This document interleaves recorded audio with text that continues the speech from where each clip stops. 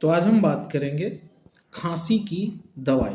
ठीक है, कितने टाइप का खांसी का दवा होते हैं। ठीक है, मेडिसिन कौन कौन सा लेना है, कफ सिरप कौन कौन सा लेना है, कितना टाइप का कफ होता है, मतलब एक वेट कफ होता है, एक ड्राई कफ होता है। जिसमें वेट कफ में ये होता है कि वो गिल्ली, मतलब सर्दी वगैरह में वो सर्दी होता है तो उसको वेट कफ कहेंगे। और अगर सूखी खांसी होता है जिसमें सर्दी नहीं होता उसे ड्राई कफ कहेंगे। ठीक है, कोल्ड कफ जो गिल्ली खांसी, और कॉजेज क्या कारण है, ठीक है ना, वो पूरा जानेंगे। मेडिसिन सिरप, उसमें हम मेडिसिन सिरप में एलोपैथिक का जानेंगे, हर्बल जानेंगे। ठीक है ना, तो टोटल का टोटल हम इसके बारे में समझेंगे अच्छे से कि क्या होता है और कैसे हमको कैसे बचाव करना है और कौन कौन सा सिरप लेना है। तो चलिए स्टार्ट करते हैं। सबसे पहले हम देखेंगे कि ड्राई कफ क्या होता है। ड्राई कफ जो होता है वो सूखी खांसी होता है, जिसको कि नो प्रोडक्टिव कफ भी बोलते हैं, जिसमें कि बलगम जो होता है वो नहीं बनता है। ठीक है, बलगम नहीं बनता है, उसको हम क्या कहेंगे, ड्राई कफ कहेंगे। ठीक है, और इसका कॉजेज अगर जानेंगे तो पहला कॉजेज जो होता है वो एलर्जी से हो सकता है। ठीक है, पॉल्यूशन के थ्रू हो सकता है, ड्राई माउथ, सूखना मतलब मुंह जो है वो सूखने टाइप से होता है उसकी वजह से हो सकता है, वायरल इन्फेक्शन की हो सकता है, वायरस संक्रमण की वजह से, और बैक्टीरियल इन्फेक्शन की वजह से हो सकता है। ठीक है, ये आपका ड्राई कफ के बारे में कॉजेज बताए। वेट कफ किसे कहते हैं, जो गिल्ली खांसी होता है, इसमें प्रोडक्टिव कफ बोलते हैं इसको, जिसमें कि बलगम बनता है। ठीक है, बलगम इसमें बनता है। और इसका कारण जो है, कारण अगर हम देखें तो कोल्ड, ठंड के वजह से ये प्रॉब्लम होता है, फ्लू के संक्रमण की वजह से प्रॉब्लम होता है, नमोनिया की वजह से प्रॉब्लम होता है, अस्थमा अगर है उसके वजह से प्रॉब्लम होता है, वायरल इन्फेक्शंस की वजह से भी प्रॉब्लम होता है, दिक्कत होता है, और बैक्टीरियल इन्फेक्शंस की वजह से भी इसमें प्रॉब्लम होता है। ठीक है, तो इसके बारे में हम देख लिए कि दो टाइप का हमारा कफ होता है, एक ड्राई कफ और एक वेट कफ। ठीक है, दोनों के बारे में हम समझे। आगे हम समझते हैं कि क्या किस टाइप का होता है। जैसे अगर सूखा खांसी है तो हम उस तरीके का करते हैं, मतलब उसमें कोई भी सर्दी टाइप से नाक से पानी वगैरह नहीं आता है। ठीक है, और अगर वेट कप होता है तो नाक से पानी, स्नीजिंग वगैरह ये सब होना स्टार्ट होता है। ठीक है, हम बात करेंगे अब फर्स्ट जो मेडिसिन है, फर्स्ट जो सिरप है वो डेक्स्ट्रोमिथॉर्फन जो होता है, ये एंटी ट्यूसिव सिरप होता है। ठीक है, ड्राई कफ के लिए ये है। ठीक है, ये ड्राई कफ के लिए है। चलिए इसके बारे में हम बात करते हैं कि ड्राई कफ में कौन कौन सा सिरप होता है। सबसे पहले हम बात करेंगे ड्राई कफ, सूखा खांसी। ये फर्स्ट जो है वो डेक्स्ट्रोमिथॉर्फन। डेक्स्ट्रोमिथॉर्फन जो होता है ये होता क्या है, इट इज ए एंटीटूसिव क्लास। ये एक एंटीटूसिव क्लास का मेडिसिन है दैट डिक्रीज एक्टिविटी। ये क्या करता है, डिक्रीज करता है, कम करता है एक्टिविटी। किसका activity, in the part of brain that cause coughing. जो ब्रेन में हमारे उत्पन्न जो कफ का जो एक्टिविटी होता है उसको क्या करेगा, सप्रेस करेगा। ब्रेन में जो एक्टिव, मतलब एक्टिव क्या बोलते हैं, एक्टिविटी प्रोड्यूस कर रहा है उसको डिक्रीज करने का काम करता है। देखिए समझते हैं, यह एंटीट्यूसिव क्लास की दवाइयां होती है जो ब्रेन में खांसी उत्पन्न करने वाली क्रिया को रोक देता है। जो खांसी उत्पन्न करने वाली जो ब्रेन में क्रिया होता है ना, उसको क्या करता है, ये डेक्स्ट्रोमिथॉर्फन रोकने का काम करता है। जब रोकेगा तभी आपका क्या होगा, खांसी रुक जाएगा। ठीक है, अब हम बात करेंगे दूसरा में क्या है, डेक्स्ट्रोमिथॉर्फन और क्लोरफेनेरामाइन। अब इसके बारे में ये कंपोजिशन में आ गया। डेक्स्ट्रोमिथॉर्फन हम आपको समझाएं कि खांसी में जो है कम करेगा, और क्लोरफेनेरामाइन जो होता है वो हिस्टामिन की क्रिया को रोक देता है। जो हिस्टामिन का क्रिया जो होता है उसको क्या करेगा, रोक देता है।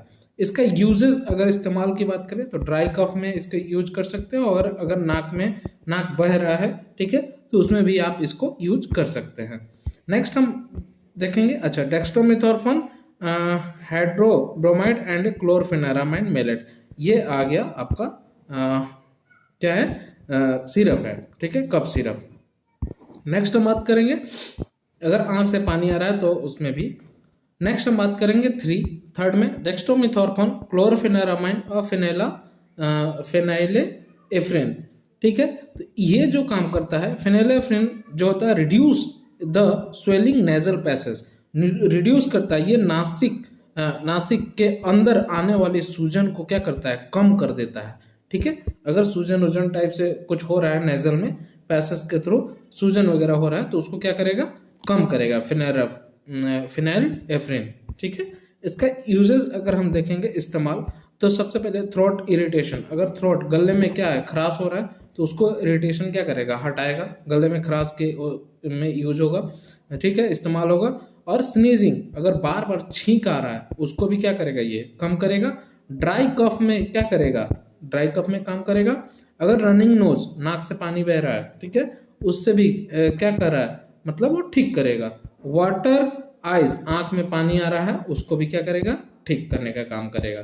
ठीक है, हम बात करेंगे अब, ये डेक्स्ट्रोमेथोर्फन हो गया, क्लोरफेनामिलेट हो गया, और फिनाइलेफ्रिन HCl हो गया। ये आपका कफ सिरप है। ठीक है, अब हम बात करेंगे वेट कफ के बारे में। वेट कफ का जो है वो गीली खांसी होता है, जिसमें कि हम कौन कौन सा मेडिसिन ले सकते हैं, किस किस कंपोजिशन से ले सकते हैं।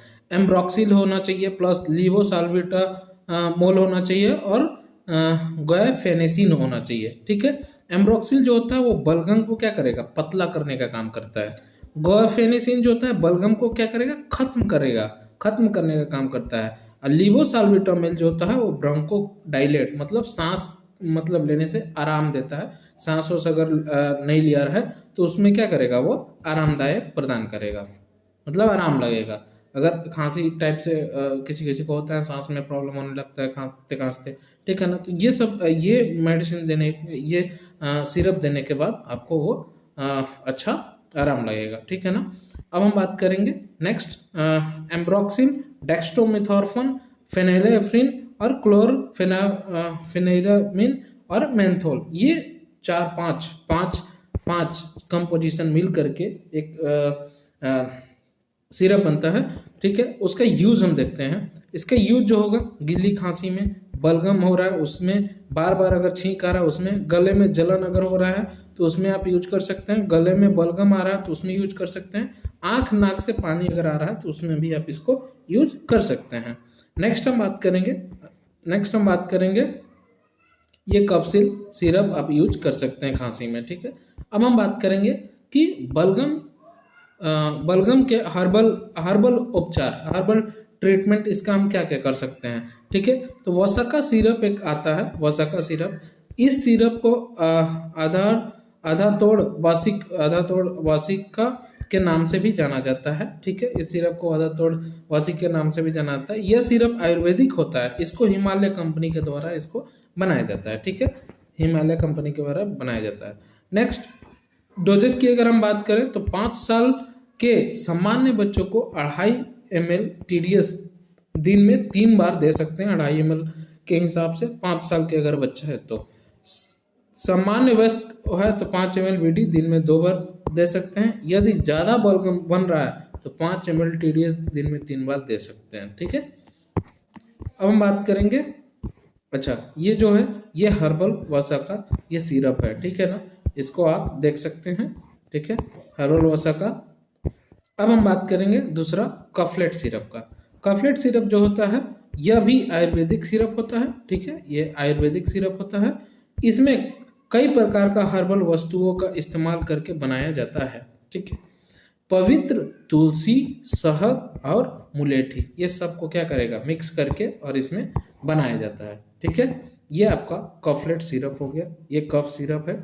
ठीक है, इसमें देखिए एलर्जिक कफ, ब्रोंचिटिस, ड्राई इरिटेशन, कफ एक्सपेक्टोरेशन, ये सब जितना भी है ये आपका काम करेगा। ठीक है, अगर एक इंफॉर्मेशन देना चाह रहे हैं, अगर कोई भी कोर्स आपको करना हो, जैसे फार्मेसी कोर्स, D फार्मा करना हो, B फार्मा करना हो, M फार्मा करना हो, PhD फार्मेसी करना हो, GNM, ANM, BSc nursing, BSc MLT, BHMS या ETC, कोई भी कोर्स इस टाइप का करना हो तो आप आराम से इस नंबर पे कॉल कर सकते हैं। ठीक है, और एफोर्डेबल फी में, एफोर्डेबल प्राइस में हम आपको एडमिशन करवा सकते हैं। ठीक है ना, तो आप इस नंबर पे कांटेक्ट कर सकते हैं और इसके बाद हमसे बात कर सकते हैं अगर एडमिशन के कोई भी इंक्वायरी चाहिए तो। ठीक है, तब तक के लिए बाय, नेक्स्ट वीडियो मिलते हैं।